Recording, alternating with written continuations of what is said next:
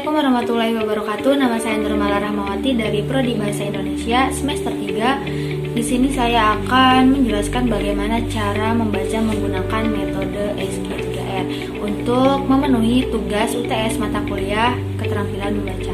Baik, langsung saja. Metode membaca SQ3R merupakan singkatan dari survei, question, read, recall, atau reset, dan review. Metode SQ3R sangat baik untuk kepentingan membaca secara intensif dan rasional karena metode ini sangat sistematis dan bersifat praktik. Jika sebelumnya membaca buku terasa sangat membosankan dan hampir tidak memahami isi dari buku, dengan menerapkan metode ini, pembaca dituntut untuk membaca secara efektif dan efisien. Kenapa? Agar dapat mengambil pelajaran atau pengetahuan dari buku yang dibaca. Membaca menggunakan metode SQ3R mencakup 5 langkah. Yang pertama, survei atau penelaahan dan pendahuluan. Yang kedua, question atau pertanyaan. Yang ketiga, read. Yang keempat, recall atau recite. Yang kelima, review. Nah, bagaimana cara menerapkan metode SQ3R? Yang pertama, survei atau penelaahan dan pendahuluan. Yang pertama yang harus kita lakukan, siapkan buku yang akan dipelajari dari berapa buku. Kamu harus tertarik dengan buku yang akan kamu baca terlebih dahulu. Hal ini penting untuk membangun rasa penasaran dalam dirimu atas isi buku yang akan kamu baca nantinya.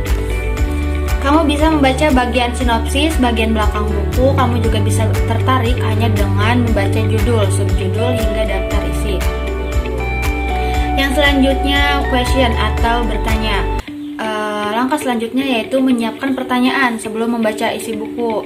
Dengan model pertanyaan tersebut, kamu tidak perlu lagi membaca seluruh isi buku. Kamu hanya perlu membaca bagian yang memang kamu perlukan, solusi masalah apa yang kamu butuhkan. Nah, yang ketiga yaitu read atau baca. Mahasiswa harus membaca secara aktif.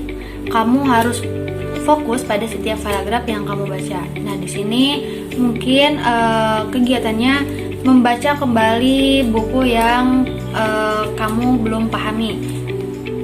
Nah, yang selanjutnya recall atau recite. Setelah kamu menemukan semua jawaban dari pertanyaan yang kamu buat, langkah selanjutnya adalah membaca ulang pertanyaan serta jawaban yang akan kamu rangkum. Salah satu bukti bahwa kamu sudah paham dengan buku yang sudah kamu baca adalah kamu tidak perlu lagi membuka buku untuk menjawab pertanyaan yang sudah kamu susun tadi. Yang terakhir yaitu review. Langkah terakhir adalah review. Saat kamu sudah selesai membaca buku yang perlu kamu review atau diulas seluruh pertanyaan dan jawaban yang telah kamu rangkum. Kamu bisa melakukan review ini berkali-kali untuk membantumu untuk mengingat setiap informasi yang tadi ada dalam sebuah buku. Baik, mungkin itu saja yang dapat saya sampaikan. Kurang dan lebihnya